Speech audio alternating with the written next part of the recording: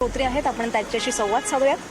पुष्कर, तुम्ही आत्ताच मतदान करून आलात आणि या मतदानाचं, खरं तर मतदानाच्या दिवसाचं तुमच्या आयुष्यात किती महत्त्व आहे आणि एखाद्या माणसाच्या आयुष्यात किती महत्त्व असावं? अनन्यसाधारण महत्त्व आहे. कारण असं म्हटलं जातं की तुमचं आयुष्य तुम्हीच ठरवता.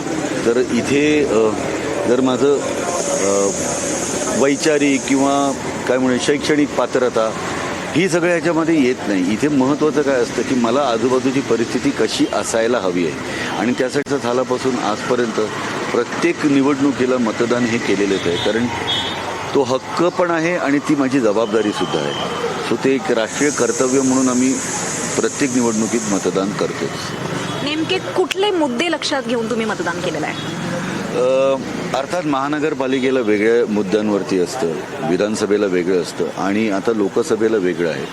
शेवटी राष्ट्रीय पातळीवरती आणि आंतरराष्ट्रीय पातळीवरती आपला देश काय करतोय, आंतरराष्ट्रीय पातळीवरती आपल्या देशाकडे कसं बघितलं जातं आहे आणि त्यासाठी काय करायला हवं. मग त्यामध्ये लोकसंख्येचा विचार असेल, त्यामध्ये उद्योगधंद्यांचा विचार असेल, त्यामध्ये सामान्य नागरिकांना येणाऱ्या अडचणींसाठी पास करणारी बिलं असतील, तर ही बिलं सगळी लोकसभेत राज्यसभेत पास केली जातात. सो त्याविषयीचं कामकाज कसं चालू शकतं आणि कोण करू शकतं ह्याचा विचार होतो.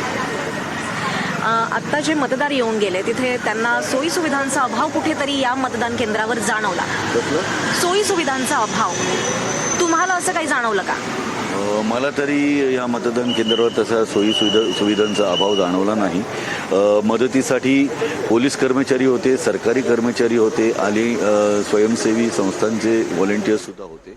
माझे वडील 88